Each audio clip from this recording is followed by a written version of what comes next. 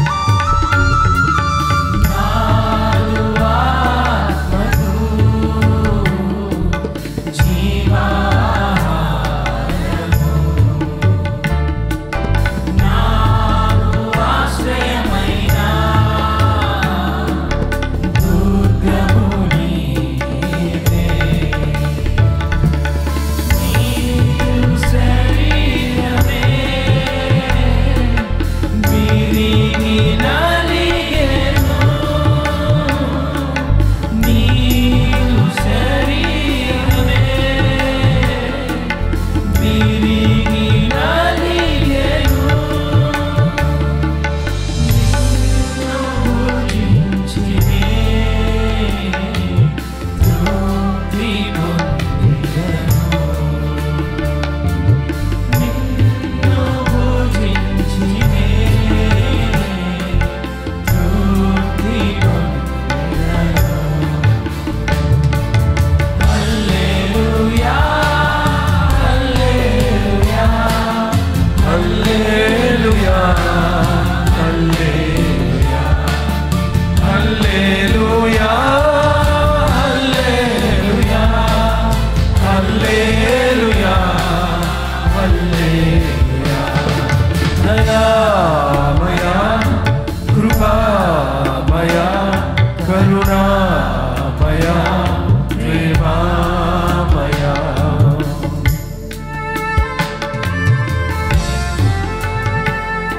అందరూ లేచి నిలబడదాం.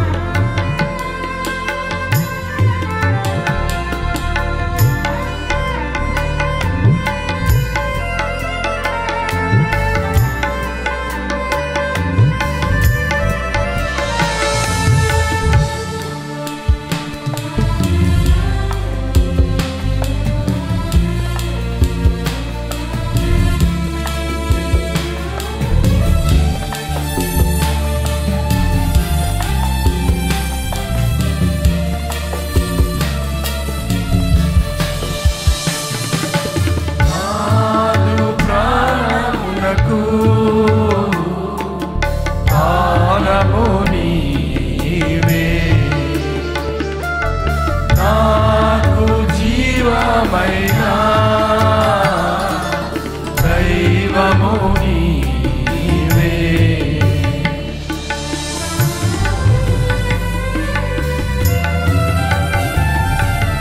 నాదు ప్రాణమునకు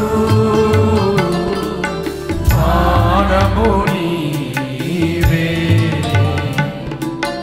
నాకు జీవమైన దైవము నీవే. పగుల కొట్టబడినా బండ నీవే, పగుల కొట్టబడినా బండ నీవే. నిన్ను నే త్రాగి దాహము తీసుకొందున్నయా. నిన్ను నే త్రాగి దాహము తీసుకొందును. హల్లెలూయా హల్లెలూయా హల్లెలూయా హల్లెలూయా హల్లెలూయా హల్లెలూయా హల్లెలూయా హల్లెలూయా. దయామయా కృపామయా కరుణామయా ప్రేమామయా. దయామయా కృపామయా కరుణామయా ప్రేమామయా. నా యేసయ్యా నా యేసయ్యా యేసయ్యా నా యేసయ్యా. నీవే నా గానము, నీవే నా ప్రాణము, నీవే నా గానము, నీవే నా ప్రాణము. హల్లెలూయా హల్లెలూయా అందరూ హల్లెలూయా హల్లెలూయా. మరోసారి హల్లెలూయా హల్లెలూయా హల్లెలూయా హల్లెలూయా. దయామయా కృపామయా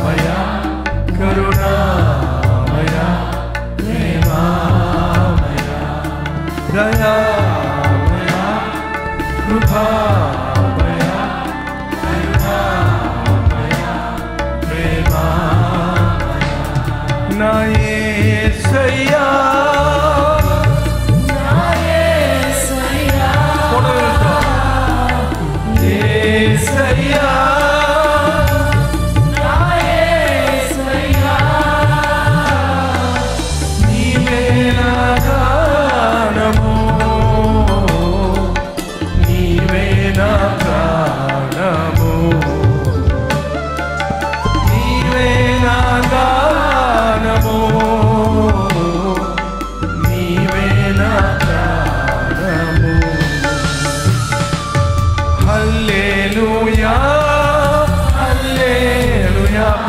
ప్రతి ఒక్కరు హల్లెలూయా హల్లెలూయా హల్లెలూయా హల్లెలూయా హల్లెలూయా హల్లెలూయా దయామయ కృపామయ కరుణామయ ప్రేమామయ దయామయ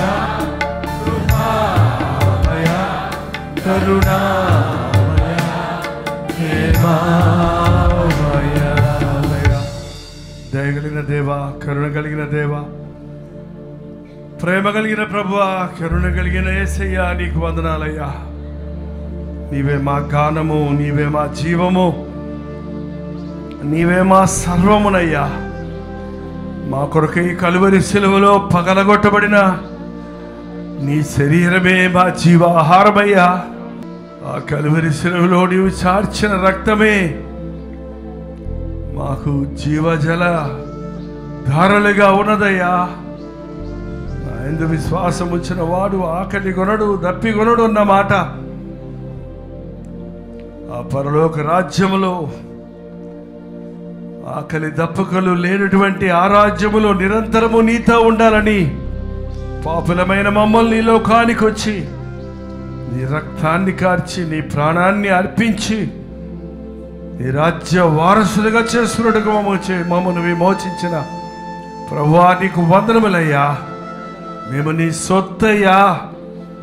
నీ సాక్షులుగా బ్రతకడానికి సహాయం ఇచ్చి లోకంలో నుండి మమ్మల్ని వేరు చేసి నీ కుటుంబంలో సభ్యులుగా చేసుకున్నావయ్యా. సంఘములో మమ్మల్ని నిలబెట్టున్నావయ్యా.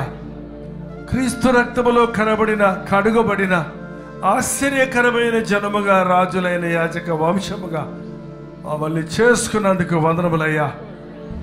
ఎల్లప్పుడూ నేను నీ యందు దృష్టి ఉంచుటకు స్తుతి కృతజ్ఞతలు కలిగి దైవ భయముతో నీ సాక్షులుగా జీవించుటకు సహాయము చేయమని క్రీస్తు నామములో అడుగుచున్నాను తండ్రి, ఆమేన్. మీ పక్క వారికి వందనాలు చెప్పి కూర్చోనండి. లైవ్లో ఉన్న వాళ్ళందరి కోసం వందనాలండి. మీరు ఎక్కడెక్కడ నుంచి చూస్తున్నారో మీ పేరు, ఊరు లైవ్ చాట్లోకి వచ్చి టైప్ చేయండి. కొరింథీయులకు రాసిన మొదటి పత్రిక 3వ అధ్యాయము. కొరింథీయులకు రాసిన మొదటి పత్రిక 3వ అధ్యాయము 6వ వచనం చదువుకుందాం. నేను నాటి తిని అప్పల్లో నీళ్లు పోసెను, వృద్ధి కలుగజేసిన వాడు దేవుడే. కాబట్టి వృద్ధి కలుగజేయు దేవునిలోనే గాని నాటువానిలోనైనను నీళ్లు పోయువానిలోనైనను ఏమీయూ లేదు. నాటువాడును నీళ్లు పోయేవాడును ఒక్కటే. ప్రతివాడు తాను చేసిన కష్టము కొలది జీతము పుచ్చుకొనును. మేము దేవుని జత పని వారమై ఉన్నాము, మీరు దేవుని వ్యవసాయమును దేవుని గృహమునై ఉన్నారు. మీరు అని సంబోధిస్తున్నప్పుడు అది క్రీస్తు రక్తములో కడగబడిన వారు, సంఘం. సంఘం అనే మాట సాధారణంగా అందరూ వాడతారు, కానీ క్రీస్తు రక్తమిచ్చి కొన్న సంఘం, ఆలయం, చర్చ్.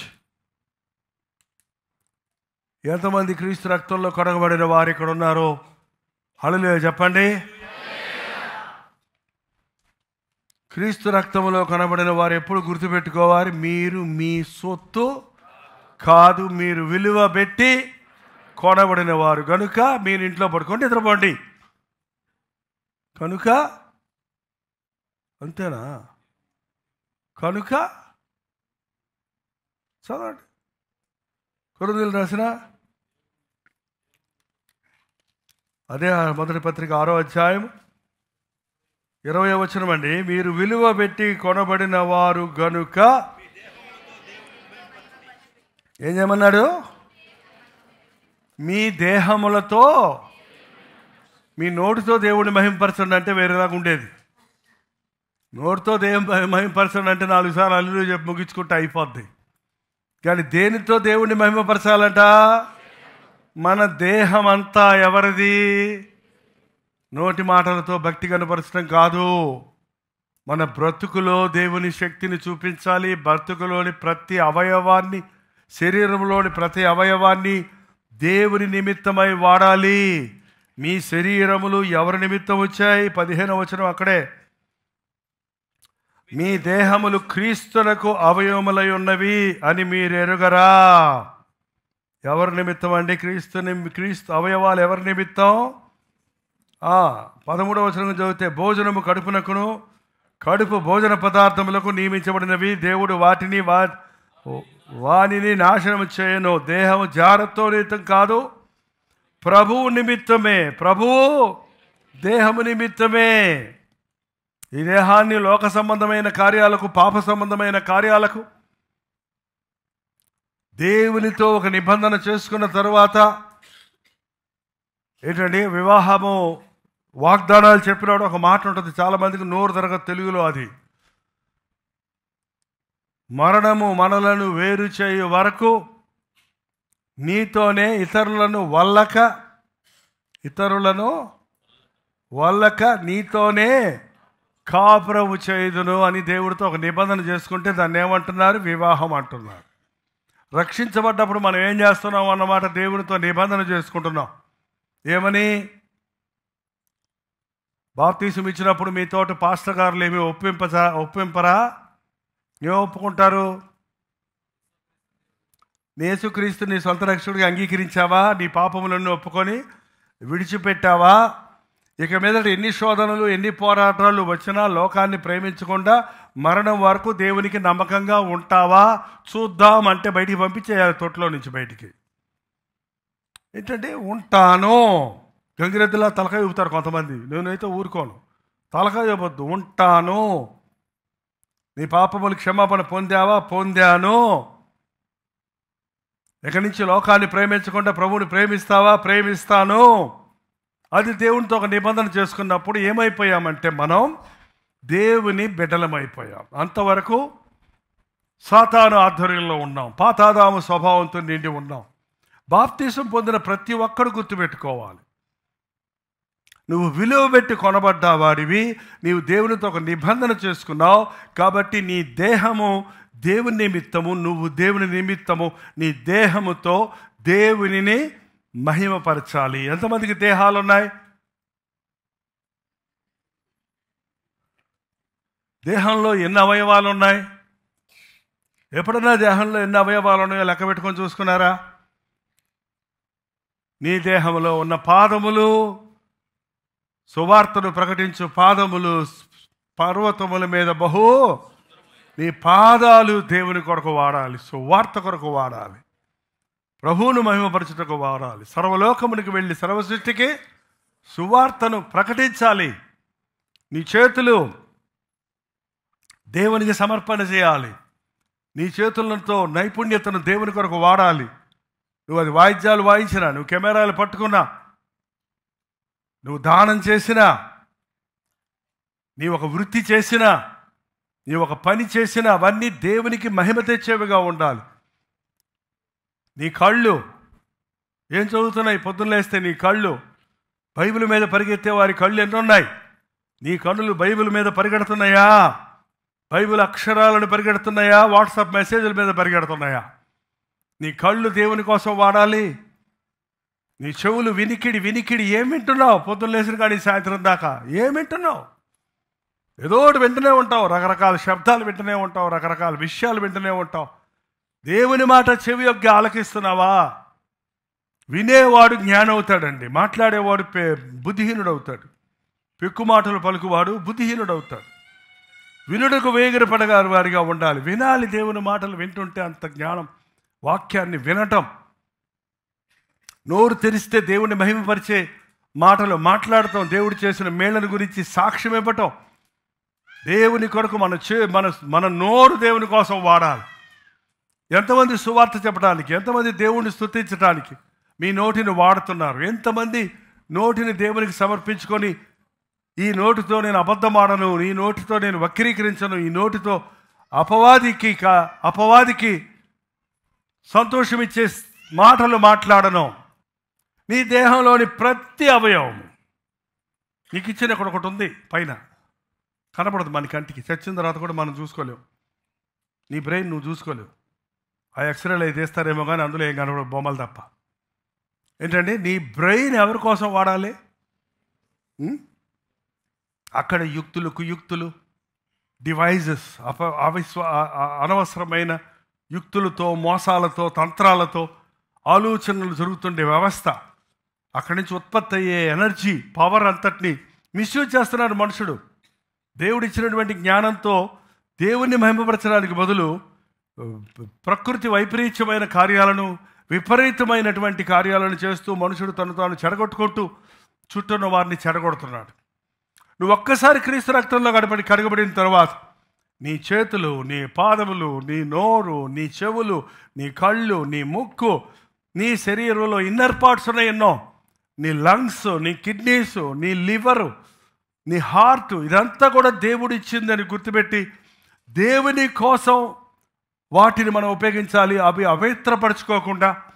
వాటిని అపవిత్రపరచుకోకుండా, పాపం మనకు చోటు ఇవ్వకుండా, మనకు దేవుడిచ్చిన దేవాలయంగా ఉన్న దేవుని శరీరాన్ని ఆయన మహిమార్థమై వాడాలి. మీ దేహములతో దేవుడిని మహిమపరచండి. మీ శరీరములతోనూ ఆత్మతోనూ దేవునిని మహిమపరచండి. ఒట్టి క్రియల భక్తి కాదండి క్రైస్తవ భక్తి. దేహాలతో ఏవో దేవుని కోసం ఏదో పనులు చేయొచ్చు మనం, కానీ మీ ఆత్మను దేవునికి అప్పగించుకోవాలి. మీ ఆత్మలో మీ మనస్ఫూర్తిగా చేయాలి. ఏం చేసినా కూడా దేవుని పని చేసినప్పుడు అది అగ్గగ్గలాడుతూ చేయాలి. పూర్ణ హృదయము, బలము, వివేకము, శక్తి, మొత్తం అన్ని మనస్ఫూర్తిగా దేవుణ్ణి మహింపరచాలి. మనం విలువ పెట్టి కొనబడిన వారు. అందుకని ఒక క్రైస్తవుడు లోకానికి వ్యత్యాసంగా ఉంటాడండి. క్రైస్తవుల జీవితానికి, లోకస్తుల జీవితానికి తేడా లేకపోతే you better change your name. You better say you are a non Christian or an unbeliever. నేను ప్రభువుని నమ్ముకున్నానని చెప్పినప్పుడు ఆ సూచనలు నీలో కనబడాలి. నీ ప్రయత్నాలు, నీ ఆలోచనలు, నీ యొక్క క్రియలు, నీ మాటలు, నీ జీవితం అంతా కూడా ప్రభువును ఘనపరిచేది ఉండాలి. ఎందుకంటే నువ్వు నీ సొత్తు కాదు, అది ప్రభు సొత్తుగా ఉంది. నీ సొంత వస్తువును నువ్వెంతో జాగ్రత్తగా వాడుకుంటున్నావు. ఎవరైనా ఒకళ్ళు వస్తువు నువ్వు తీసుకున్నప్పుడు ఎలా వాడాలి? కాసేపు బైక్ ఇవ్వరా అని అడుగుతారండి. తీసుకెళ్ళిన తర్వాత కొంతమంది ఇష్టం వచ్చినట్టు పడేస్తారు, పెట్రోల్ అంతా చేసి పడేస్తారు. మళ్ళీ వాడికి బైక్ ఇస్తాడు ఎవడన్నా? కొంతమంది ఏం చేస్తారు తెలుసా? బైక్ ఫుల్గా లోడ్ చేయించి శుభ్రంగా తుడిచేసి దాంట్లో ఉన్న ఏమన్నా చిన్న చిన్న రిపేర్లు ఉంటే అవి కూడా చేసేసి నీట్గా తీసుకొచ్చి కొత్త బట్టలకు ఇస్తే అవతలోడు ఏమవుతాడు? ఓనరు ఇంకెప్పుడైనా అడిగితే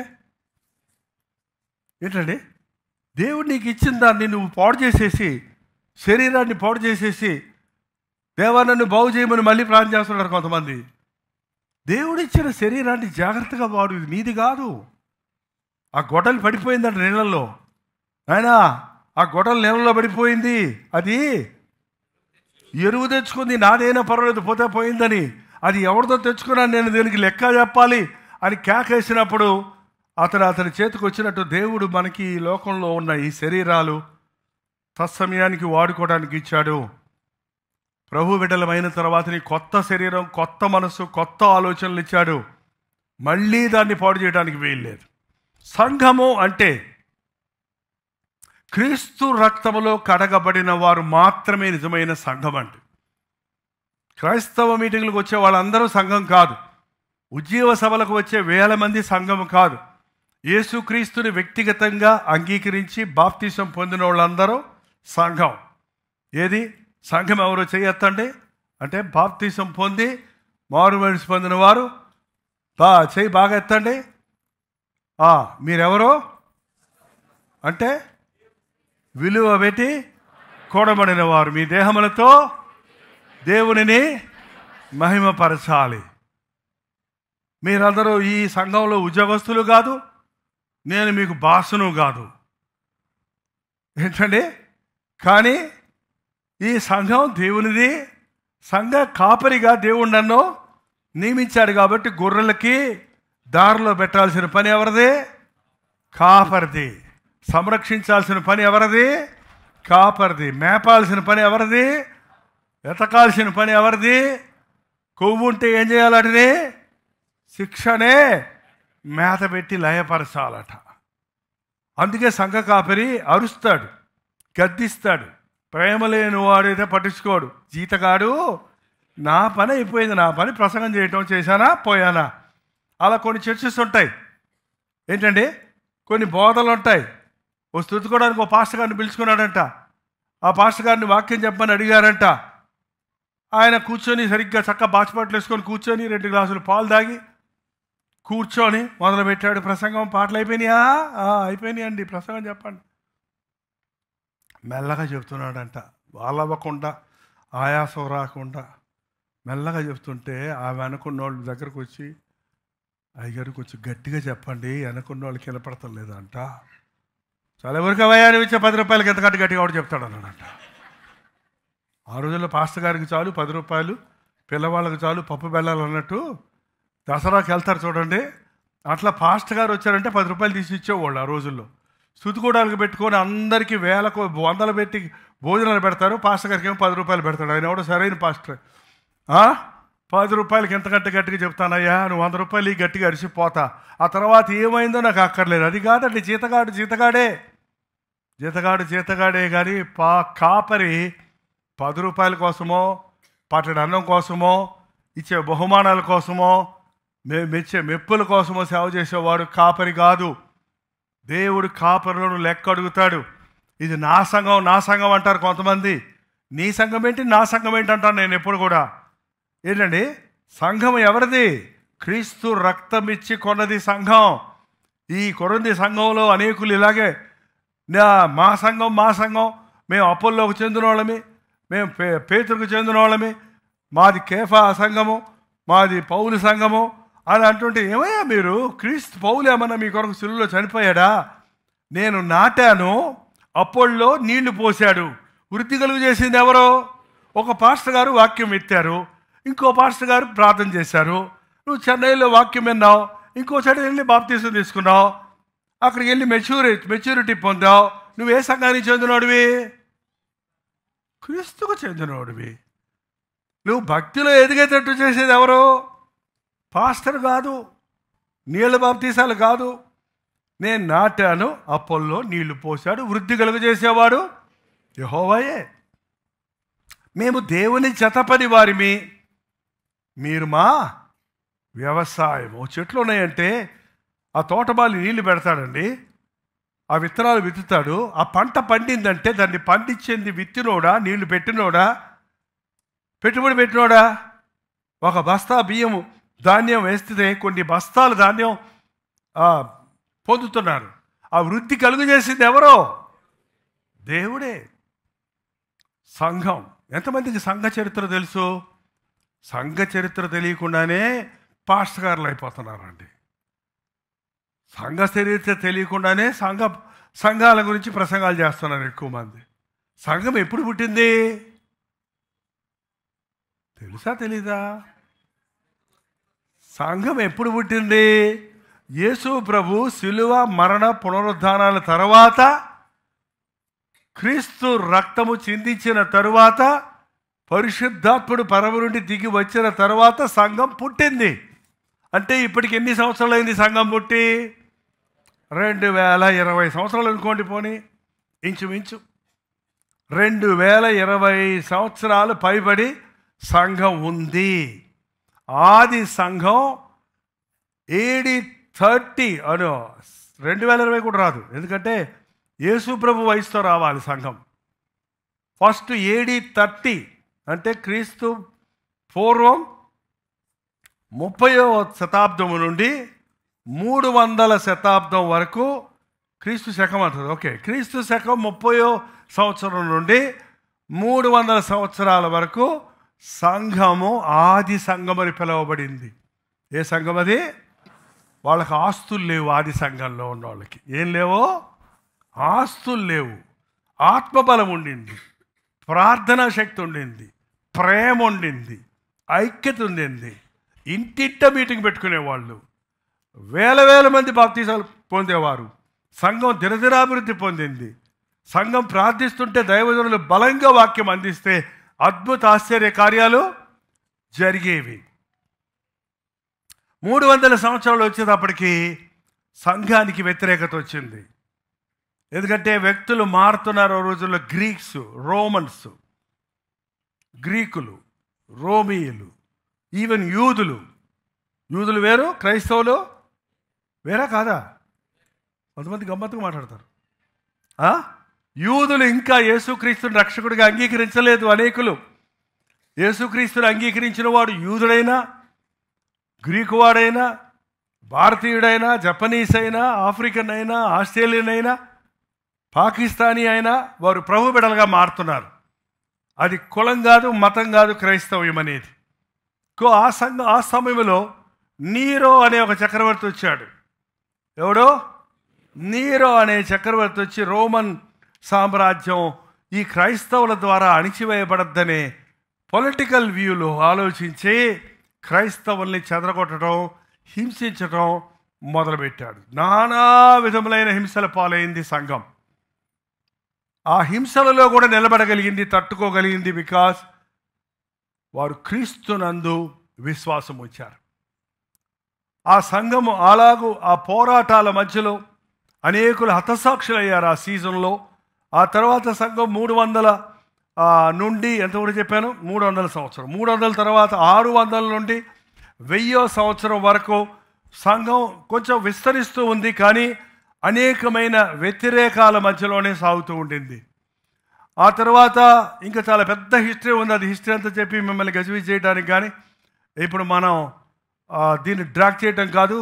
మీరు బైబిల్ కాలేజీలో చేరండి. ఇవాళ పొద్దున్నే నాకు ఆలోచన వచ్చింది, అర్జెంటుగా మనం బైబిల్ కాలేజీ పెట్టాలని. ఎందుకంటే ఫండమెంటల్స్ తెలియకుండానే పాస్టర్లు అయిపోతున్నారు, బోధకులు అయిపోతున్నారు. అనేకమైన తప్పుడు బోధలతో మనుషుల్ని కలిపి చెరిపేస్తున్నాడు. నా బైబిల్ కాలేజ్ దినములో నేను ఎప్పుడు పనుల గురించి హైలైట్ చేస్తుంటాను. కానీ నా బైబిల్ కాలేజ్ దినములో ఐ లెర్న్డ్ చర్చ్ హిస్టరీ. ఆ పేర్లని ఇప్పుడు Christian ethics, wrong cults and మెసేజ్లు ప్రిపేర్ అయ్యాన్ని ఏమంటారు? Homiletics and languages and the church history and the religions, all the world religions. ఏ రిలీజన్ ఏం చెబుతుంది ఇవన్నీ చదువుకొని, అది అన్నీ తెలుసుకొని, అది కరెక్ట్గా నువ్వు ఆత్మలో రక్షించబడ్డాడు అన్నీ చదివితే నువ్వు అందులో ఉన్న ఏది కరెక్ట్ అని ఎదుర్కోగలవు. అది మారు మనసు లేనివాళ్ళు థియాలజీ చదివి అన్నీ ఒకటే అనేవాళ్ళు, దేవుడే లేడనేవాళ్ళు ఉన్నారండి. అందుకని I don't insist on theology, but the theology in a right way if you present you will know the balance. నిజమైన క్రైస్తవ్యం ఏంటి? అసలు ఈ సంఘం నువ్వు పెట్టావు మీటింగ్ అంటున్నావు. ఇవాళ నీ పేరు పెట్టుకుంటున్నావు సంఘానికి. నేనే కట్టాను సంఘాన్ని అంటున్నావు, నేనే సంపాదించాను ఈ ఆత్మలను అంటున్నావు. కానీ ఇది ఎలా జరిగింది? దీని వెనకాల పునాది ఏంటి? ఏంటి పునాది? పౌలు అన్నాడు చూడండి, అక్కడికి రండి, త్వరగా 10వ వచనం. దేవుడు నాకు అనుగ్రహించిన కృప చొప్పున నేర్పరి అయిన శిల్పకారుని వలె పునాది వేసి తిని. పునాదేశాడు పౌలు, పునాదేశాడు ఆది అపోస్తలులు. ఆ పునాది ఎవరు? ఆ పునాది యేసుక్రీస్తే. యేసుక్రీస్తు అనే బండ మీద పౌలు ప్రారంభించాడు, అతని అపోస్తలులు దాని మీద కడుతూ వచ్చారు. ఇప్పటికీ ఇంత విస్తారంగా ఈ సంఘం విస్తరించింది. ఇప్పుడు ప్రపంచంలో ఎంతమంది క్రైస్తవులు అనబడేవారు ఉన్నారో తెలుసా మీకు? తెలీదు? చెప్పండి. ఏం తెలియదు మీకు? వంకాయ కూర కూడా తెలీదు. చికెన్ ఒకటే తెలుసు ఇప్పుడు ప్రజలకి. ఏంటండి? 2.3 బిలియన్ క్రిస్టియన్స్ ఉన్నారు. 1/3 ఆఫ్ ద వరల్డ్. ప్రపంచంలో 3వ వంతు క్రైస్తవులు ఉన్నారు.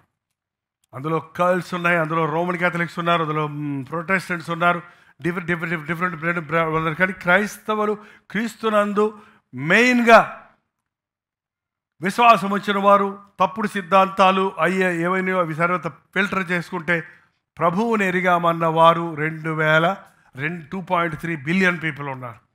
ఇలా విస్తరించడానికి ఓన్లీ 12 పీపులే ఆ రోజుల్లో. ఎంతమంది? 12 మందే. మీరు సర్వలోకమునకు వెళ్ళి సర్వ సృష్టికి సువార్తను ప్రకటించండి. ఎందుకు ఇవాళ యేసు క్రైస్తవ్యాన్ని వ్యతిరేకిస్తున్నారు? క్రైస్తవంలో మాత్రమే ఈ మార్పు చెందటం అనేది ఉందండి. మార్పు చెందటం అన్నప్పుడు మతం మార్పిడి అనుకుంటున్నారు, కానీ మనిషి మార్పు. యేసుక్రీస్తు హృదయాన్ని మార్చడానికి వచ్చాడు. ద లైఫ్ స్టైల్, జీవితాన్ని మార్చడానికి వచ్చాడు. యేసుక్రీస్తు నామములో ప్రార్థిస్తున్నప్పుడు, యేసు ప్రభు రూపాంతర కొండ మీద ప్రార్థిస్తున్నప్పుడు ఏం జరిగింది? ఆయన ముఖం మారింది, ఆయన వస్త్రాలు మారాయి, అవి దగదగలాడుతున్నాయి. యేసుక్రీస్తునందు విశ్వాసం ఉంచిన వారి ముఖ వర్చస్సు మారుతుంది, వారి హృదయ స్థితి మారుతుంది, వారి పై అవతారం కూడా, వారి బాహ్య సంబంధమైన విషయాల్లో కూడా ఆ మార్పుని ఇతరులు గుర్తించగలుగుతారు. ఆనాడు ఈ అధికారంతో ఉన్నవారు, అధికార దాహంతో ఉన్నవారు, ఆ రాజులు అందుకే క్రైస్తవానికి వ్యతిరేకమై వారిని హింసించడం ప్రారంభించారు. అలాగూ సంఘం అనేక శ్రమల పాలైపోయింది. సంఘాలు విశ్వసించిన వారిని శిలువలకు కట్టి కాల్చేశారు. నీరో చక్రవర్తి కాలంలో ముఖ్యంగా సింహాలకు ఎరవేశారు. ఎన్ని చేసినా యేసుక్రీస్తు వెలిగించిన దీపం ఆరిపోలేదు. అది మనుషులు ఆర్పే దీపం కాదు, నిజమైన వెలుగది.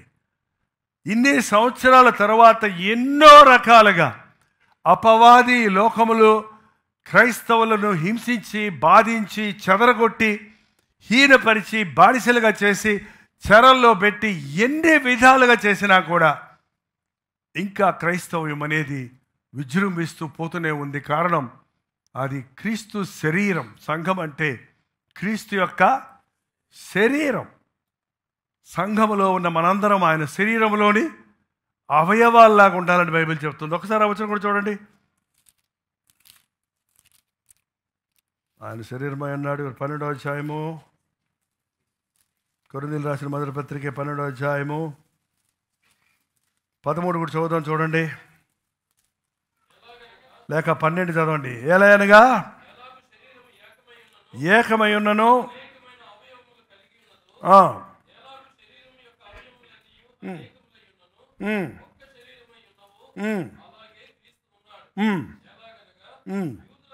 యూదులమైనను గ్రీస్ దేశమైనను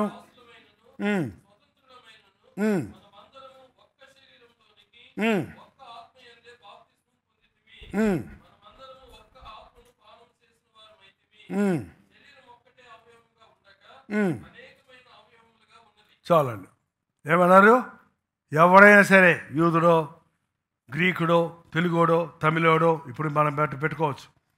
ఏంటండి ఈ కులాలు? మన దేశంలో కులాలు బోల్డ్ ఉన్నాయి. ఏ కులమో, ఏ జాతో, ఏ భాషో, ఏ దేశమో అయినప్పటికీ మనం క్రీస్తు రక్తంలో కడగబడినప్పుడు, ఒక బాప్తిజం పొందినప్పుడు మనందరము క్రీస్తు వారమయ్యాము. ఒకే పాత్రలోనిది త్రాగబోతున్నాం, ఒకే రొట్టెలోనిది తినబోతున్నామంటే క్రీస్తులో మనం పాలిభాగస్తులుగా ఉన్నాము. సంఘం అనేది క్రీస్తు యొక్క శరీరము. శరీరంలో అవయవాలు ఎన్నో ఉన్నాయి లెక్కలేసుకుంటే, కానీ అవయవాలన్నీ శరీరంలోనే ఉన్నాయి. నేను చెయ్యని కాదని అక్కడే చూడండి. శరీరంలో దాన్ని కాదని పాదము చెప్పినంత మాత్రాన, పాదం వచ్చి నేను చెయ్యని కాదు కాబట్టి నేను శరీరంలో లేనంటే కుదురుద్దా? ఏంటంటే చెవిని కాదని, కన్నును కాదని, చెవి చెప్పినంత మాత్రమున శరీరంలోనిది కాకపోనా. 16వ వచనంలో కన్ను చెవి ఒక పని చేయదు. చెవి పని చెవి చేయాలి, కన్ను పని కన్ను చేయాలి. కన్ను చేసే పని చెవి చేయగలదా? చెవి చేసే పని కన్ను చేయగలదా? కాలు చేసే పని చెయ్యి చేయగలదా? చెయ్యి చేసే పని కాలు చేయగలదా? అన్ని అవయవాలు సమిష్టిగా కూడి పనిచేస్తున్నాయి కాబట్టే శరీరం సరిగ్గా నడుస్తుంది, ఎన్నో కార్యాలు సాధిస్తుంది. సంఘము కూడా కొందరు చెయ్యిగా, కొందరు కన్నుగా, కొందరు చెవిగా, వ్యత్యాసమైన వ్యక్తులుగా మనం ఉన్నాం. ఎవడి పని వాడు చెయ్యాలి. ఏంటండి, కాళ్ళు ముళ్ళు గుచ్చుకుందాం. మీకు ఎప్పుడన్నా ముళ్ళు గుచ్చుకుంటే నోరేమంటది? అబ్బా. కన్ను ఏమంటది? తలకాయ ఉంచి చూస్తుంది. చెయ్యి ఏం చేస్తుంది? మేలు మేలు పట్టుకొని పీకుద్ది. ఇవన్నీ ఎడ జరిగినాయి? పైన బ్రెయిన్ ఇన్స్ట్రక్షన్స్ ఇస్తుంది. మనకు తెలియకుండానే శరీరంలో ఏ భాగానికి హాని కలిగినా శరీర భాగాలన్నీ కలిగి ఏం చేస్తాయి? ఆనందిస్తాయి. సంతోషం కలిగినప్పుడు శరీరం అంతా సంతోషపడద్దా? లేక పక్షవాతం వచ్చినప్పుడు మూతి మాత్రం ఎట్టు పెట్టుకుని నవ్వుతావా? ఏంటండి, శరీరంలో అవయవాలన్నీ సంతోషం వచ్చినప్పుడు చప్పట్లు కొట్టకుండా ఉండలేవు. చప్పట్లు కొట్టండి అని చెప్పాల్సి వస్తుంది ఇవాళ, లేకపోతే కొట్టొద్దు అని అనాల్సి వస్తుంది. సంతోషం వచ్చినప్పుడు చేతులు పనిచేస్తాయి, హృదయం ఎగిరెగిరి పడుతుంది, కళ్ళెమ్మట ఆనంద బాష్పాలు రాలుతాయి. సంఘం అంటే అంత టుగెదర్గా ఉండాలి, అంత కలిసిమెలిసి ఉండాలి. క్రీస్తు రక్తంలో కనబడిన మనందరం ఒక పెద్ద కుటుంబం లాంటిది. సంఘము అనే మాట కంటే కుటుంబం. కుటుంబంలో బిడ్డకు బాధ కలిగితే తల్లిదండ్రులకు ఏమవుతుందండి? అన్నదమ్ములకి, అక్కచెల్లెలకి ఎన్ని కోపాలు ఉన్నా కూడా అపాయం వచ్చిందనుకోండి, ఆటోమేటిక్గా మనం ఏం చేస్తాం? స్పందిస్తాం. కారణం ఒకే రక్తంతో మనం పెంచబడ్డాం, ఒకే తల్లిదండ్రులు జన్మమిచ్చారు మనల్ని. తెప్పుకుంటూ తెగిపోయేది కాదు కొన్ని బంధాలు. భార్యాభర్తలు కూడా తెంపుకుంటే తాలిపొడి తెంపేస్తారు కొంతమంది కోపం వస్తే. ఈ మధ్య కర్తమే లేదులే, గొడవే లేదు, ఇక తెంపే పని లేదు. ఇక పల్లెటూరులంతా మాట్లాడుతాను, నీతో నేను కాపురం చేయను, తాడి తెంపేయచ్చు నువ్వు. ఈ మధ్య కొత్త రకం ఫ్యామిలీలు తయారయ్యాయి. పెళ్లి చేసుకొని గొడవలు పెట్టుకొని కోర్టుకి ఎక్కి విడాకులు తీసేసుకొని ఒకే ఇంట్లో కలిసి ఉంటారు. మళ్ళీ ఏంటంటే మనం ఫ్రెండ్స్గా ఉంటాము, భార్య నీ సంపాదన నీదే, నా సంపాదన నాదే, ఇష్టమైనప్పుడు కలిసి వెళ్దాం, లేదా నాకు ఇష్టమైనతో నేను వెళ్తాను, నీకు ఇష్టం వచ్చిన దాంతో నువ్వు వెళ్ళు, ఎట్టన్నా ఉండు. ఎందుకంటే పెళ్లి చేసుకోలేదు, అదగట్టి లేదు నీ మీద నాకు, నా మీద నీకు. అందుకని పెళ్ళిని వివాహ రద్దు పత్రిక పెట్టుకుంటున్నారు ప్రాపర్టీస్ గురించి, వాటి గురించి. కానీ వీళ్ళు బతికే బతుకు మాత్రం మామూలుగా అట్ట ఒక క్రమము లేకుండా, ఒక బంధం లేకుండా క్రైస్తవులు విశ్వాసులు కూడా ఇలాగా ఉన్నారండి. క్రైస్తవులు యేసుప్రభుని రక్షకుడికి అంగీకరించి మళ్ళీ యేసుప్రభుకి విడాకులు ఇచ్చేశారు చాలామంది. ప్రభా, నేను వచ్చిపోయే భక్తుడుగా ఉంటాను కానీ నీ కట్టుబడి ఉండే భక్తుడిగా నేను ఉండలేను. నువ్వే నా యజమానిగా, నువ్వే నా తండ్రిగా, నువ్వే నా భర్తగా, నీవే నాకు సమస్తంగా, ప్రతి విషయంలో నీకు లోబడుతూ నువ్వు చెప్పినట్టు చేస్తూ ఉండడం నా చేత కాదు. నీతో నేను ఫ్రెండ్లీగా ఉంటాను ప్రభా, వస్తాను, అల్లులే చెప్తాను, పాటలు పాడతాను, నీకు ఏదైనా కానికిచ్చుకుంటాను, నువ్వేదైనా బాధ వచ్చినప్పుడు నాకు సహాయం చేయి అన్నట్టుగా ఒడంబడిక కలిగి ఉన్నారే కానీ ఒక నిష్ట కలిగిన దేవునితో ప్రతిష్ఠించుకున్న, నేను మిమ్మల్ని పవిత్రమైన కన్యకగా దేవునితో ప్రదానం చేశాను, క్రీస్తుతో ప్రదానం చేశాను, మీరు తప్పిపోతారేమని భయపడతారని పౌలు అన్నాడు. చూడండి, ఆ రోజున నీవు దేవునికి చెందిన వాడివి అన్న సంగతి గుర్తుపెట్టుకోవాలి. నీ అవయవాలు దేవునివి. నేను చాలాసార్లు చెప్తుంటాను. డిఎల్ మూడీ అనే భక్తుడు ఒకరోజు ట్రైన్లో వెళ్తున్నాడు, బైబిల్లో పెట్టుకొని. ఆడు చేతులు బ్యాగ్ ఆడుతున్న కొన్ని కుర్రాళ్ళు, సార్ ఒక చేయండి సార్ అన్నాడంట. ఆయన అన్నాడు, నాకు చేతులు లేవు కదా అన్నాడంట. ఏంటి సార్ జోక్ చేస్తున్నారు? ఏ చేతులు ఒళ్ళో పెట్టుకొని ఉన్నారు కదా, ఈ నాయి కావుగా అన్నాడంట. ఇదేంటి మీ చేతులు మీ కాకపోవటం ఏంటి? ఆ చేతుల పగలు పడేసారంటే చెప్తాను అని దగ్గరికి రప్పించి ఈ చేతులు ఒకప్పుడు పాపం చేశాయి, ఒకప్పుడు పనికిమాలిన పనులు చేశాయి. యేసుక్రీస్తు నా చేతులతో చేసిన పాపం కొరకు ఆయన చేతుల్లో శీలలు కొట్టబడ్డాయి. ఆయన నా పాపానికి పరిహారం చేశాడు. ఆయన నా ప్రభుగా అంగీకరించాను. ఇప్పుడు నేను జీవించే జీవితం నాది కాదు, నాలో క్రీస్తు జీవిస్తున్నాడు. నేను పాపినైనా ఆ పాత మనిషి శిలువలో వేలాడుతున్నాడు. నేను యేసు నాలో జీవిస్తున్నాడు. ఈ చేతులతో నేను పనికిమాలిన పనులు, పాప పనులు చేయలేను. ఈ చేతులతో నేను దీవిస్తాను, ప్రార్థిస్తాను. ఈ చేతులతో నా పరిశుద్ధ గ్రంథాన్ని పట్టుకొని పఠిస్తాను. పేదలకు సహాయకులు కనికరిస్తాను. నా చేతులు మేలు చేయటం కొరకే వాడతాను, కానీ పనికిమాలిన వాటికి వాడను అని సాక్ష్యం చెప్పాడంట. ఎంతమంది ఆ మాట చెప్పగలరు? ఎంతమంది మీ చేతుల్లో మిస్యూజ్ చేయకుండా ఉన్నారు? తప్పుడు రాతలు రాయకుండా, తప్పుడు విషయాలు టైప్ చేయకుండా దేవుని కొరకు మీ చేతుల్లో వాడగలుగుతున్నాడు, పాపమునకు చోటు ఇవ్వకుండా. మనం దేవుని సొత్తైన ప్రజలుగా ఉన్నాం. మన దేహాలతో దేవుని మహిమపరచాలి. మనం దేవునికి చెందిన వారిమి, ఆయన కుటుంబానికి చెందిన వారిమి. ఇలాంటి కల్వరీ చర్చ్లో ఒక అకౌంటబిలిటీ ఉంది మనకి. కొన్ని పద్ధతులు మీకు ఎక్స్ట్రీమ్గా అనిపిస్తాయి. ఈ చర్చిలో ఉన్న వాళ్ళు ఎవరైనా ఊర్లకు వెళ్తే, ఎవరైనా బంధువుల దగ్గరికి వెళ్తే, వేరే ఏదైనా పెళ్ళిళ్ళు చేసుకుంటే, ఏదైనా చేస్తే ముందు సంఘానికి తెలియజేయాలి. ఎందుకు? నువ్వేమన్నా మా జీతం ఇస్తున్నావా? నువ్వేమన్నా మమ్మల్ని కన్నావా? ఏంటండి ఎందుకు? వీఆర్ ఒక ఫ్యామిలీలో ఉన్న పిల్లలు చెప్పకుండా వెళ్ళిపోతే మీకు ఎట్లా ఉంటుందమ్మా? మీ అబ్బాయి చెప్పకుండా ఎటో పోయాడు, పెట్టి తీసుకొని పోయాడు, ఎట్లా ఉంటుంది నీకు? ఏంటండి ఎక్కడికో పోయాడు అనుకుంటే కాళ్ళని కొట్టుకొని వచ్చాడు, ఏం చేస్తావు నువ్వు? ఎడుతావా ఏడవా? ఏంటో ఎవరికి నష్టం? ఏంటండి దేవుని చిత్తం తెలుసుకోకుండా ఒక కుటుంబం అనేది, ముందు కుటుంబం అంటేనే అర్థం కావట్లేదు చాలామందికి. ఎందుకంటే ఈరోజు కుటుంబాలు సత్రాల్లా తయారైంది. కుటుంబాల్లోని ఒకరికొకరికి అకౌంటబిలిటీ, జవాబుదారు లేదు. భర్త భార్యకు చెప్పెళ్తాడమ్మా, ఏంటి 4 తలకాయలు ఊపుతున్నారు? మిగిలిన అందరూ పెళ్ళి అవ్వలేదా ఏంటి? చెప్పెళ్తారా? మీరు బయటికి వెళ్ళినప్పుడు మీ వారికి చెప్పెళ్తారా? ఇప్పుడు భలే చెప్పెళ్తున్నామని తలకాయ ఊపే వాళ్ళందరూ ఎప్పుడు చెప్పేవారు అనుకో, SMS పెట్టానుగా, మళ్ళీ దానికి 33 SMS పెట్టానుగా. ఎక్కడ పెట్టావు SMS? ఎవరికి పెట్టావు? ఏంటది మాట్లాడితే? నేను బ్రదర్స్ కూడా ఏదైనా అడిగి SMS పెట్టాక అంటారు. ఏంటో మరి SMS పెట్టి వెళ్ళిపోతావా ఏంటండి? లీవ్ లెటర్ పెట్టావండి ఆఫీస్లో, పెట్టానుగా అంటే సరిపోద్దా? గ్రాంట్ అయిందా లీవ్ లెటరు? సంతకం పెట్టరా? గ్రాంటెడ్ అనాలా లేదా మేనేజరు లేదా బాసు? ఏం అక్కర్లే, ఎస్ఆర్నో అక్కర్లే. ఇవాళ చాలామంది జీవితాలు ఇలాగా ఉన్నాయి. తెలుసు చాలామందికి ఏది చేయొచ్చో చేయకూడదు. అందుకని ఏం చేస్తారో తెలుసా? చాలామంది జ్ఞానులు, పరిశుద్ధ జ్ఞానులు వీళ్ళు ఏంటంటే ఏది చేయకూడదో తెలుసు కాబట్టి చెప్పి చేయరు, కానీ చేసి చెప్తారు. ఇందులో రెండిట్లో తప్పే ఉంది? రెండు ఒకటేగా? రెండు ఒకటేనా? చెప్పి చేయటానికి, చేసి చెప్పడానికి తేడా లేదా? ఏంటండి? చేసి చెప్పి తర్వాత చేయటం వదిలేసి చేసేసిన తర్వాత చెప్పుకుంటే దానివల్ల ప్రయోజనం లేదు.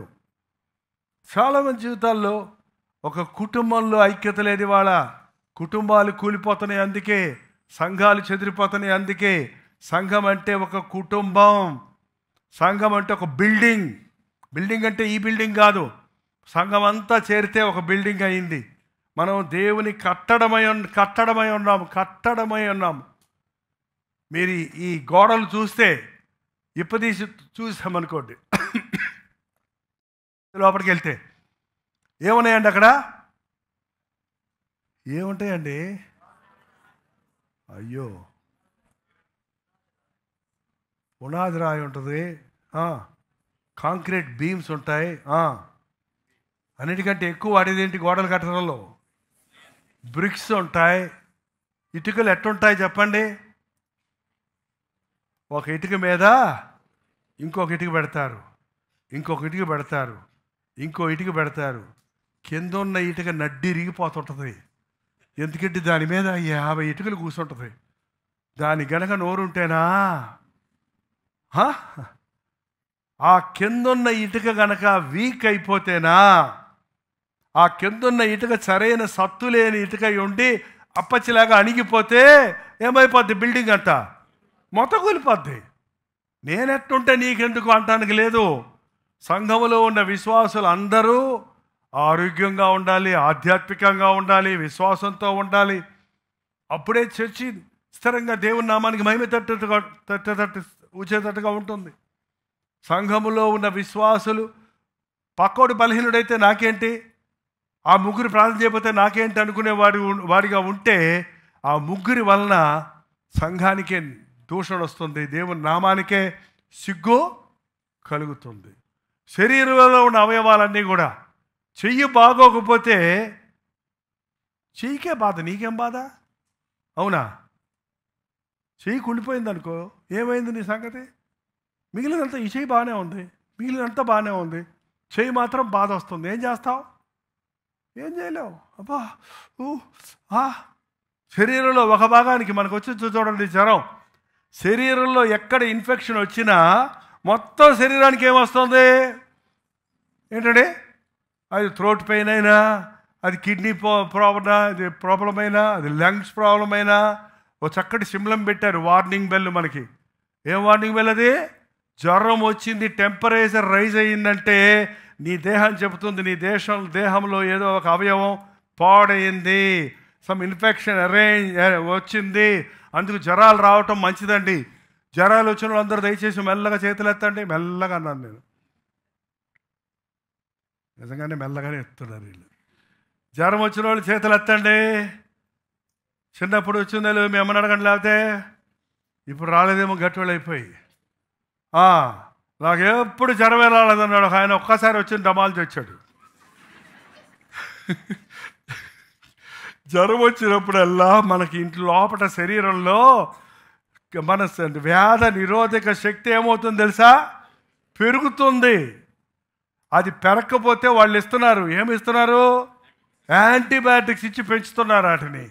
కాబట్టి నీవు పెరుగుతూ ఉన్నప్పుడు నీకు వ్యాధిని ఎదిరించే శక్తి ఉంటుంది. ఎప్పుడు జ్వరం రాకుండా, ఎప్పుడు ఏ బాధ లేకుండా అసలు ఆరోగ్యంగా ఉన్నాడని చెప్పిన వాళ్ళు హఠాత్తుగా చనిపోవడం అని చాలామంది నీకు వచ్చాను, విన్నాను నేను. అది మంచిది మనకి, ఎందుకంటే మన జ్వరం రాలేదంటే వాడికి సరిగా థర్మామీటర్ పనిచేయలేదన్నమాట. థర్మామీటర్లో లోపల ఫ్లూయిడ్ లేకపోతే ఏమవుద్ది? పనిచేయదు, నువ్వు తెలియటం లేదు. నువ్వు ఆధ్యాత్మిక జీవితంలో కూడా చాలా మంది బలహీనులుగా ఉండి వారు దాన్ని గుర్తించలేని స్థితిలో ఉంటున్నారు. మనం ఒక బిల్డింగ్ లాగా ఉన్నాం, ఒక ఫ్యామిలీ లాగా ఉన్నాం, ఒక శరీరం. సంఘం అంటే చెప్పండి, శరీరం. సంఘం అంటే కట్టడం. సంఘం అంటే కుటుంబం. చెప్పండి, సంఘం అంటే జోలపాట పడుతున్నట్టుందండి మాట్లాడేది. ఓహో, జోలపాటలాగా నేను ప్రసంగాలు చేస్తానులే. ఇంకా సంఘం అంటే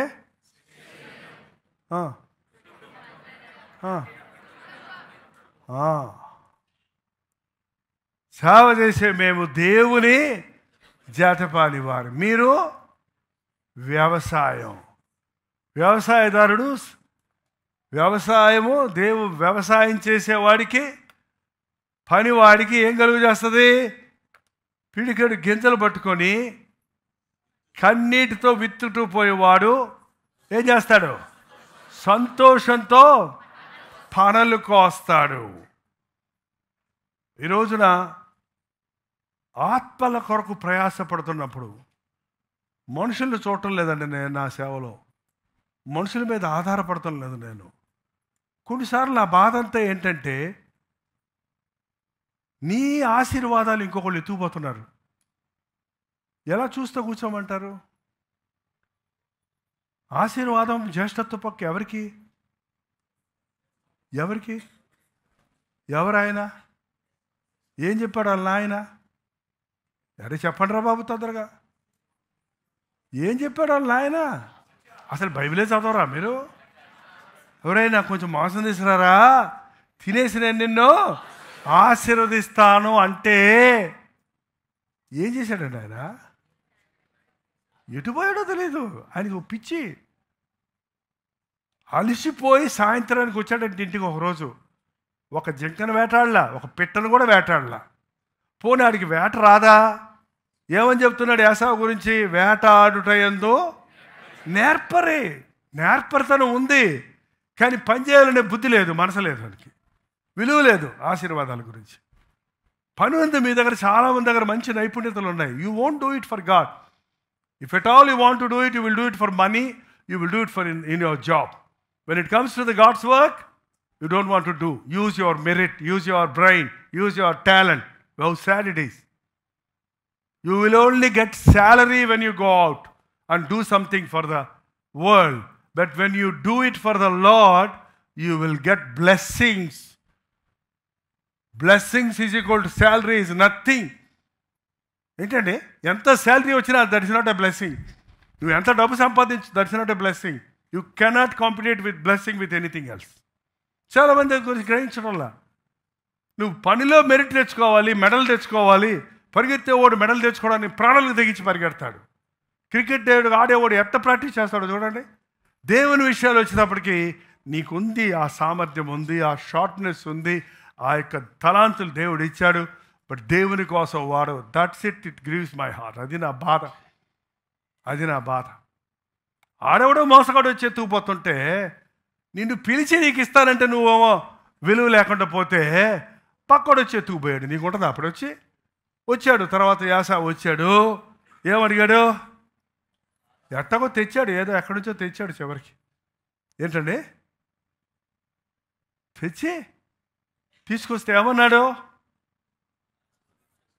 27వ అధ్యాయమా చూడండి, ముగించుకుందాం చూడండి.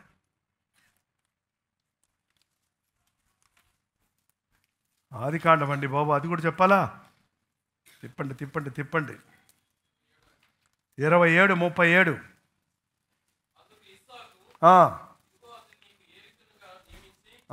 34 చదవండి ముందు. ఏసావు తన తండ్రి మాటలు వినినప్పుడు కేక వేసి, ఓ నా తండ్రి, నన్ను దీవించమని తండ్రితో చెప్పాను. కపటోపాయంతో వచ్చి నీకు రావాల్సిన దీవెన తీసుకుపోయాడు.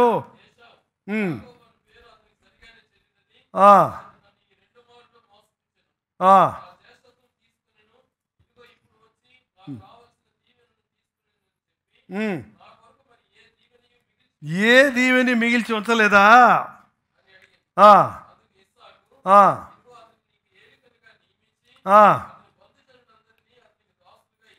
నీ బంధుజనులు. ఓకే, చదువు.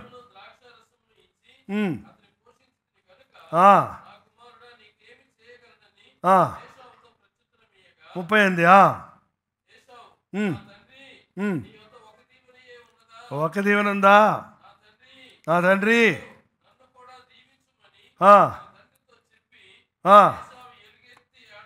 ఎంత ఎడితే మాత్రం ఏమవుతుంది? ఇంకా ఒక్క దీవెన దీవించు. నన్ను కూడా దీవించు.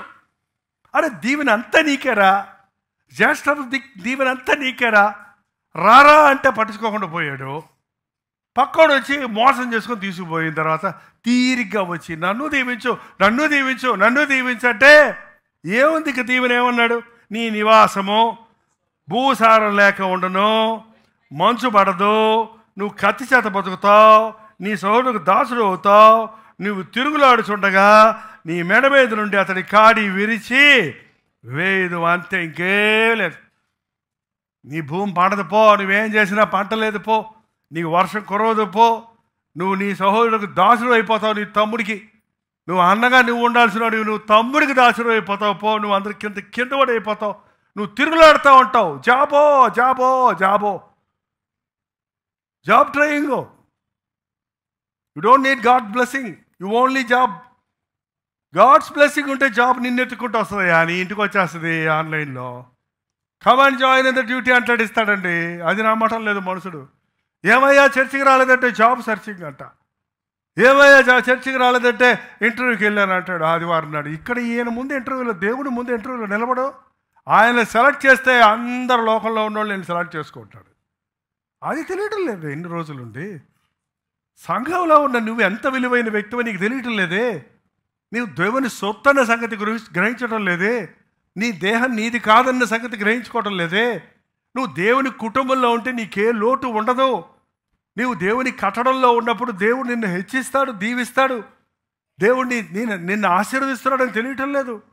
ఎంతమంది ఈ రోజున బాప్తిజం పొందామని చెప్తున్నారే కానీ దానికి తగినట్టుగా జీవించడం లేదా. సంఘం అందుకే దినదినానికి కృషించిపోయింది.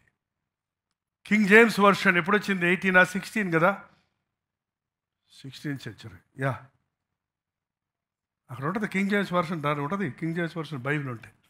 ఓకే, ఈ నెంబర్లు గుర్తుండలే నాకు. కింగ్ జేమ్స్ బైబిల్ అంతవరకు బైబిల్ లేదు వాళ్ళకి. ఆ రోజు క్రైస్తవులకి దేవుడి వాళ్ళ మనకి ఇచ్చాడండి. ఏంటి ఇచ్చాడో తెలుసా? బైబిల్ ఇచ్చాడు. ఇది నా ధననిధి, ఇది నా దిక్సూచి, ఇది నా మార్గదర్శి, ఇది నన్ను ఆదరిస్తుంది, ఇది నన్ను బలపరుస్తుంది. వాక్యం నాతో మాట్లాడుతుంది, వాక్యం నన్ను హెచ్చరిస్తుంది, వాక్యం నన్ను ఆధ్యాత్మికంగా సిద్ధపరుస్తుంది, వాక్యం నన్ను స్వస్థపరుస్తుంది. వాక్యంలో సమస్తం ఇచ్చి ప్రతి వాడి చేతికి వాక్యం ఇచ్చాడు దేవుడు. వాళ్ళు ఎంత గొప్ప దేవుడు.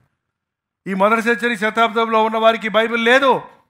వారికి పాత నిబంధన గ్రంథ పుటలు మాత్రం కొన్ని ఉన్నాయి, అది అందరికీ అందుబాటులో లేదు. ఈవెన్ క్రైస్తవం వచ్చిన తర్వాత కూడా ఆ బిషప్పుల కాలంలో గ్రీకులో హీబ్రూలో మాత్రమే బైబిల్ ఉండేది. వాళ్ళు ఏం చెబితే అదే వేదం.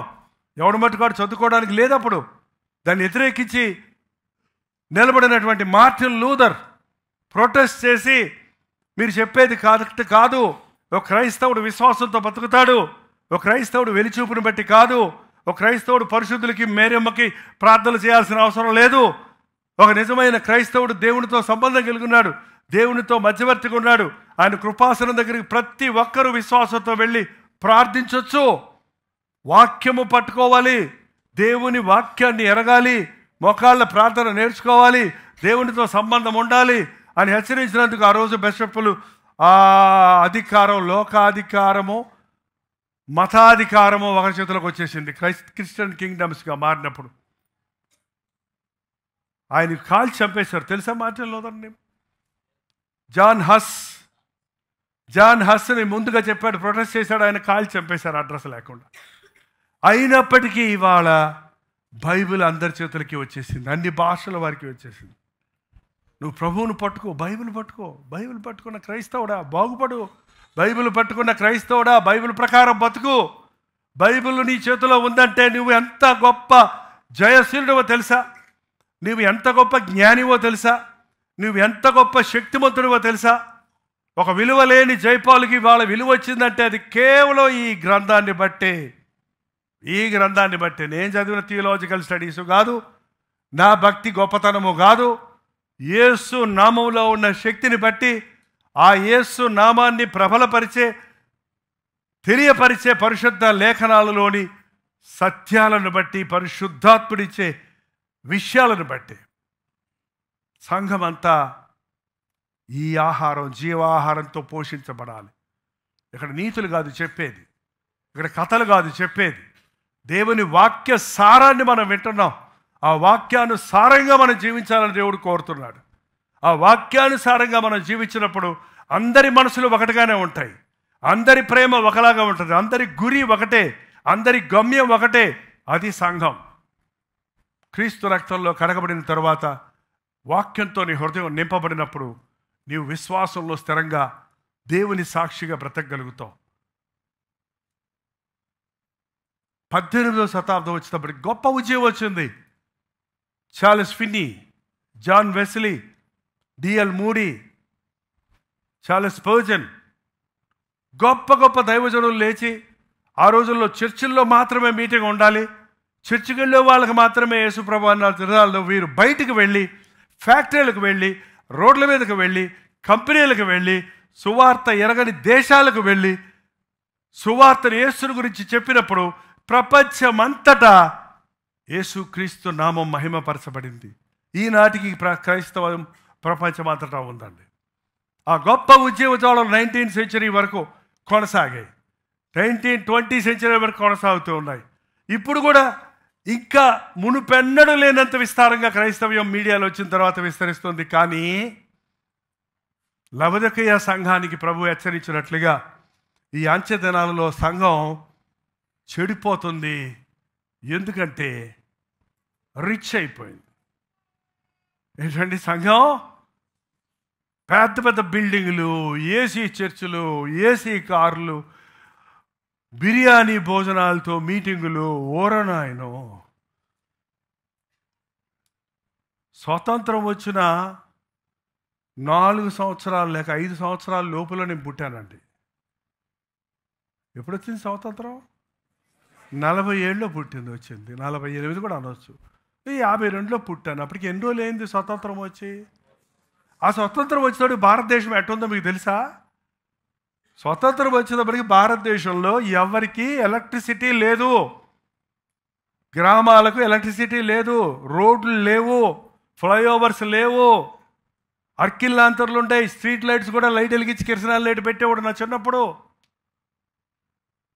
ఎక్కడ కరెంట్ ఉండేది కాదు. మా ఇంట్లో కరెంట్ ఉన్నప్పుడు మాకు ఒక గొప్ప భాగ్యం అది. ఎందుకంటే ఆ నాగార్జున సాగర్ ప్రాజెక్ట్ కట్టేటప్పుడు ఆ ప్రాజెక్ట్ ఇంజనీర్స్కి ఒక క్యాంప్స్ కట్టించారు వాళ్ళు. ఆ క్యాంపులకి జనరేటర్ తోటో దేనితోటో పవర్ సప్లై ఇచ్చేవాళ్ళు. ఊర్లో పవర్ ఉండేది కాదు, మేమున్న ఇంట్లో మాత్రం పవర్ ఉండేది. ఆ బయటకు వెళ్తే మా అమ్మమ్మ గారి ఇంటికి వెళ్తే లైట్లు వెలిగించి పెట్టుకోవాల్సి వచ్చేది మళ్ళీ అక్కడ. అలాంటి పరిస్థితుల్లో సువార్త చెప్పటం అనేది, పంచగట్టుకొని మా తాతలు పంచ కట్టేవాళ్ళు. మొన్న మళ్ళీ ఫోటో చూసే గుర్తొచ్చింది. గోసి పంచ కట్టి తల చొక్కా వేస్తే వాడే జమీందార్. సూటు లేదు, బ్యూటీ లేదు. ఇప్పుడు ఏంటండి, 10th క్లాసులో నేను నెక్కరేసుకున్నాను. మా నాన్న నాకు 10th క్లాస్లో నెక్కరేసుకున్నాను, నాకు పొడుకున్నాయి కాళ్ళు అంటే, ఒరే నేను ఇంజనీరింగ్ కాలేజీలో చెన్నైలో నెక్కరేసుకున్నాను అన్నాడు. నేను మొన్న ఫోటోలు చూస్తుంటే మన స్వతంత్రం వచ్చిన అందరూ నెక్కర్లే వేసుకొని ఉన్నారు. పోలీసు వాళ్ళు కూడా నెక్కర్లే. ఆ రోజులు అదే స్టైలు. వాడు నిక్కరేసాడు, కాకి నిక్కర నిలువుగా నిలబడేదంటే వాడు పెద్ద ఆఫీసర్ అన్నమాట. సో ఆ రోజుల్లో అలాంటి పరిస్థితుల్లో సువార్త ఎలాగుందని ఆలోచిస్తే ఏంటండి, అసలు విద్య లేవు, కాలేజెస్ లేవు, స్కూల్స్ లేవు, హాస్పిటల్స్ లేవు. ప్రపంచవ్యాప్తంగా హాస్పిటల్స్ కానీ, స్కూల్స్ కానీ, ఆశ్రమాలు కానీ స్థాపించిన వారు ఎవర్రా అంటే ఈ సంఘం. క్రీస్తు రక్తం ఇచ్చి కొనబడిన వారి సమూహాలు కట్టినాయి అంటే. ప్రపంచవ్యాప్తంగా సాంఘిక సేవ, పొరుగువాడిని ప్రేమించడం అనేది నేర్పించిన ప్రభు మాట ప్రకారం ఇవాళ ప్రపంచంలోనే క్రైస్తవ సంస్థల ద్వారా ఎడ్యుకేషన్, హాస్పిటల్స్ అండ్ అంటే ఆర్ఫనేజెస్ అండ్ చిల్డ్రన్స్ ఎడ్యుకేషన్, వీటన్నిటి విషయంలో అనాథలను చేరదీయటం అనేది క్రీస్తు ప్రేమ చేత బలవంతం చేయబడిన వారి ద్వారా వచ్చింది. అటువంటి స్థలాల్లో పెరిగిన వాళ్ళు, ఎంత పెద్ద నాయకుడైనా మన దేశంలో ఇవాళ ఇంగ్లీష్ మాట్లాడుతున్నాడంటే వాడు క్రైస్తవ స్కూల్లో చదివాడన్నది నిజం అన్నది. ఒప్పుకోకపోతే పొమ్మనండి, ఏం చేయమంటారు?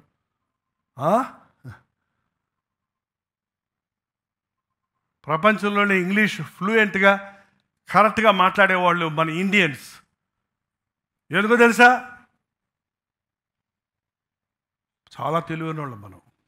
అందుక మనం పిచ్చోళ్ళం. మన సంస్కృతం మనకు ఒక్కటి రాదు. ఎవరికైనా సంస్కృతం వచ్చా? చేయి చూపించండి సంస్కృతం నేర్చుకున్నాం. రేపటి నుంచి సంస్కృతం క్లాస్ కూడా తీసుకుంటాం చర్చిలో. తదాస్తు అంటే ఏంటి? ఆమెన్. ఇంక చర్చిల్లో ఆమెన్ అనకూడదట, తదాస్తు అందామా? ఏ పదం వాడితే ఏముందండి? పదాలు ముఖ్యం కాదు, ప్రభువు ముఖ్యం. పద్ధతులు ముఖ్యం కాదు, ఆ పరిశుద్ధాత్మ కార్యాలు ముఖ్యం. దేవుని ప్రేమ ముఖ్యం. అన్నిటికంటే మించి పౌలు మళ్ళీ నొక్కి చెప్పాడు. నువ్వు ఎన్ని చేసినా, స్కూల్స్ పెట్టినా, నువ్వు ఆర్ఫనేజ్లు పెట్టినా, కాల్చబట్టడానికి శరీరం ఇచ్చినా, పేదలకు నీ ఆస్తంతా పంచినా, దేవదూత భాషలతో మాట్లాడినా, కొండలను పెకలించే విశ్వాసం ఉన్నా, ప్రేమ లేని వాడినైతే నేను వ్యర్థుడను. నిన్ను వలె నీ పొరుగు వాడిని ప్రేమించు. ఈ అంచదనాల్లో అనేకుల ప్రేమ ఏమైపోయిందండి? చల్లారిపోయింది. ప్రేమను డైల్యూట్ చేసి మనీగా మార్చేసుకున్నారు, డబ్బుగా మార్చేసుకుంటున్నారు. అనేకులు సుఖాన్ని ఎక్కువ ప్రేమిస్తున్నారు ప్రభు కంటే. ఇటువంటి అపాయకరమైన దినముల్లో ఉన్నవి ప్రవచించిన ప్రవచనాలు, ప్రభు రాకడ సమయంలో జరిగే విషయాలు ఇవి. పాశ్చాత్య దేశంలో ఒకప్పుడు క్రైస్తవ్యం సురుగ్గా ఉండేది, కరెక్ట్గా ఉండేది. పుట్టింది అక్కడ కాదండి, యూరోప్లో పుట్టలేదు క్రీస్తు, ఏషియాలో పుట్టాడు. ఏషియా అంటే ఆసియా అంటే మన ఖండం ఆసియాలోనే ఉంది, భారత ఖండం. మన ప్రాంతం వాడే. యేసు ప్రభు దొర కాదు, మీకు తెలుసో తెలీదు. యేసు ప్రభు దొర కాదు, తెల్ల దొర లాంటి వాడు కాదు. ఆయన ఏషియన్ అంటే ఏషియన్స్ కలర్స్, ఇదిగో మన ఇండియన్ కలర్స్ లాగా ఉంటాయి రకరకాలు. అటు నార్త్కి పోతే వాళ్ళందరూ తెల్లగా ఉంటారు వాళ్ళు ఒకరు, ఇటు పోతే నార్త్ ఈస్ట్ పోతే వాళ్ళందరూ ఇంకోలాగా ఉంటారు. ఏంటంటే మనం ఇటుపక్క వస్తే ఈ తమిళనాడుకి పోతే కొంచెం ఇంకోలాగా ఉంటారు, నలుపు నాణ్యంగా ఉంటారు. యేసు ప్రభు నల్లగా ఉన్నాడో, తెల్లగా ఉన్నాడో, గోధుమ రంగు ఉన్నాడో ఎవరికి తెలియదంట. బట్ ఆయన మాత్రం తెల్లదొర మాత్రం కాదు. ఆయన ప్రపంచాన్ని మధ్యలో పుట్టాడు. నడిబొడ్డు ఆసియా ఖండం ప్రపంచ పటంలో మధ్యగా ఉంది. ఆయన అందరికీ ప్రభువు. అందుకే సువార్త అందరికీ అవసరం. అందుకే సువార్తను గురించి ప్రభు చెప్పాడు, సర్వలోకమునికి వెళ్ళి సర్వ సృష్టికి మతం మార్చమని చెప్పలేదండి. దేశాలు క్రైస్తవ దేశాలుగా మారాలనేది ఆశ కాదండి. ప్రతి వాడి హృదయం చెడిపోయి ఉంది, ప్రతి వాడి జీవితంలో విసిగిపోయి ఉన్నాడు, ప్రతి వాడు మరణానికి ఆహుతి అవుతున్నాడు. ఆ మరణము తప్పించి నిత్య నరకము నుండి తప్పించడం కొరకు, పాప పరిహారం చేయడం కొరకు ప్రభు అయిన యేసుక్రీస్తు సిలువెక్కాడు. ఆ విషయమే మళ్ళీ మళ్ళీ మనం జ్ఞాపకం చేసుకుంటున్నాం. ఈ రొట్టె ద్రాక్షరసం ఒక సింబల్, ఒక గుర్తుగానే. నిజంగా ఇదేమీ ప్రభు శరీరంగా మారిపోదు, ఆయన రక్తంగా మారిపోదు, మాయమైపోదు. కానీ ఒక గుర్తు. ఆనాడు కలువరి శిలువలో ఆయన నా కొరకు చేసిన త్యాగం, నన్ను కొనుక్కున్నాడు రక్తం ఇచ్చి, నన్ను ఆయన బిడ్డగా స్వీకరించాడు. తండ్రి వీరేమి చేయుచున్నారో వీరు ఎరుగను కనుక వీరిని క్షమించమన్నప్పుడు నన్ను కూడా ఆయన చూసి క్షమించాడు అన్న విశ్వాసంతో నా కొరకు ప్రాణం ఇచ్చిన ప్రభు కొరకు నేను జీవించాలి అనే తీర్మానంతో ప్రతిసారి ప్రభు బలను మనం చేరాలి. బలలో చేరిన మనం దేవుని కుటుంబంలో సభ్యులుగా ఉన్నామని, దేవుని చేతుల్లో పనిముట్లుగా ఉన్నామని, దేవుని యొక్క కట్టడముగా ఉన్నామని, దేవుని యొక్క శరీరం క్రీస్తు యొక్క శరీరంగా ఉన్నామని మనం గుర్తించిన ఆ ఇష్టం అనే మాటకు చోటు ఇవ్వకుండా దేవుని చిత్తం నా పట్ల నెరవేరాలని ఆశించాలి. అంతేకాక మనం విలువ పెట్టి కొనబడిన వారి కనుక చర్చిలో ఉన్న, ఇంటిలో ఉన్న, ఆఫీసులో ఉన్న, కాలేజీలో ఉన్న, ఈ ఊరిలో ఉన్న, ఆ ఊరిలో ఉన్న, నేను దేవుని సొత్తు అన్న సంగతి గుర్తుపెట్టుకోవాలి. మన దేహములతో, మన ఆత్మలతో ప్రభువును మహిమపరచాలి. అటు జీవితంలో ప్రభువు మనకిచ్చును గాక. పరిశుద్ధుడా, నీకు వందనములయ్యా.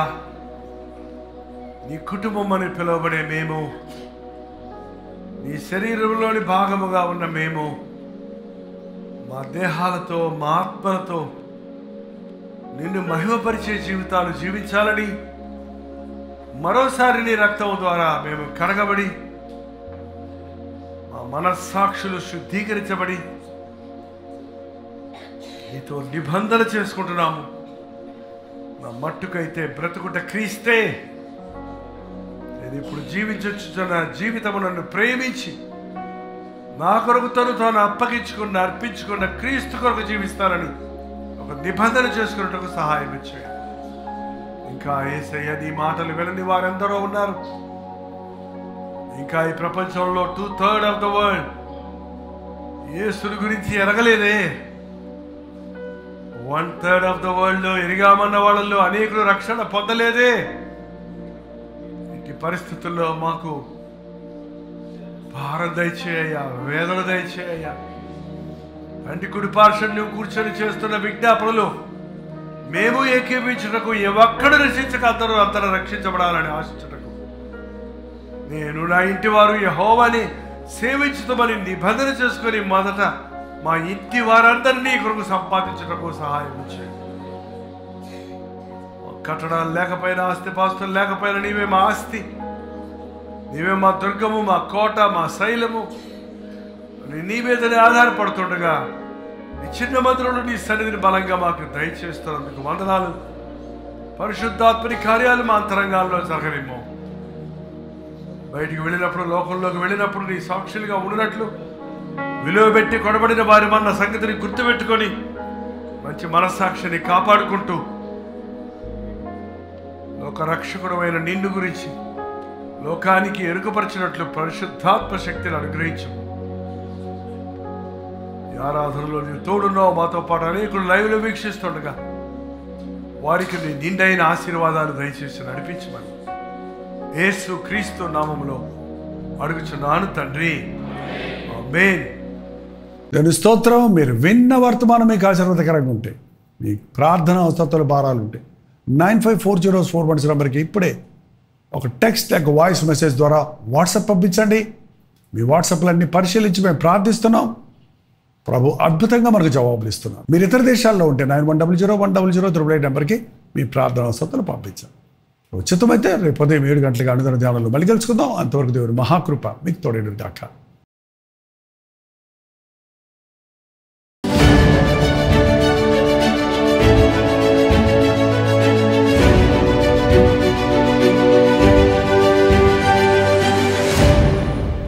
హల్లెలూయా. భీమవరం పరిసర ప్రాంతాల్లో ఉన్న వారికి శుభవార్త. ప్రభుచితమైతే జూలై 10వ తారీఖున భీమవరంలో 1 డే గెట్ టుగెదర్ ఏర్పాటు చేస్తున్నామని తెలియజేయడానికి సంతోషిస్తున్నాను. మధ్యాహ్నం 2 గంటల నుంచి 6 గంటల వరకు, మళ్ళీ 6 గంటల నుంచి 10 గంటల వరకు 2 సెషన్స్గా మన భీమవరం పట్టణంలో 1 డే గెట్ టుగెదర్ని ఏర్పాటు చేస్తున్నాం. మీరు ఎంతో ఆసక్తి కలిగిన వారు, భీమవరం చుట్టుపక్కల ఉన్న గ్రామాలలో ఉన్న మీరందరూ కూడా వస్తారని, మనందరం కలిసి దేవుడిని స్తుతించి ఆరాధించడానికి, అంతేకాకుండా మిమ్మల్ని వ్యక్తిగతంగా చూసి మీకోసం ప్రార్థించడానికి అవకాశం కలిగి చేయండి. తప్పక రండి. మీ స్నేహితులకి, బంధువులకి అందరికీ తెలియజేయండి. చిరునామా గమనించండి. రూపాంతర లూథరన్ దేవాలయం, మెయిన్ రోడ్, ప్రకాశం చౌక్, భీమవరం. ఇంకా విషయం మీకు వివరాలు కావాలంటే 8939393939 నెంబర్కి కానీ, లేక 954041 నెంబర్కి ఒక వాట్సాప్ కానీ చేయండి. మరిన్ని వివరాలు మీకు తెలియజేయబడతాయి. తప్పక వస్తారు కదా. మీ స్నేహితుల్ని, బంధువుల్ని కూడా వెంట పెట్టుకొని రండి.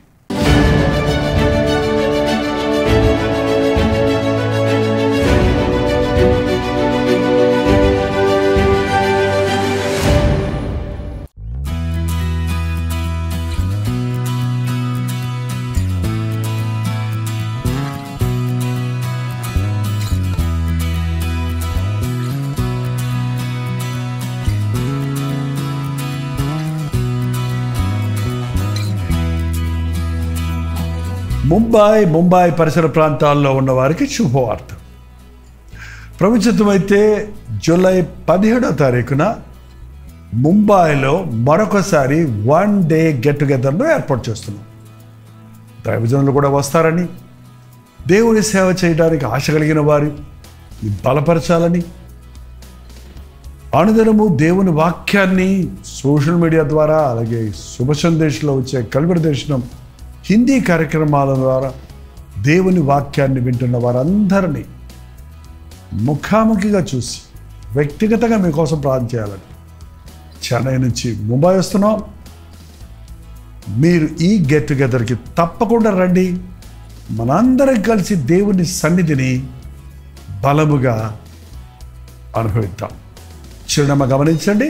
Morning Star English School, Sion, Dharavi, Mumbai. ఇంకా విషయం మీకు వివరాలు కావాలంటే 9848407779 నెంబర్కి మీరు కాల్ చేయొచ్చు, లేదా వాట్సాప్ పెట్టవచ్చు. లేదంటే 954041 నెంబర్కి కూడా మీరు వాట్సాప్ ద్వారా తెలియచేయచ్చు. తప్పక వస్తారు కదా. మీ బంధువులకి, స్నేహితులకి అందరికీ కూడా తెలియచేయండి.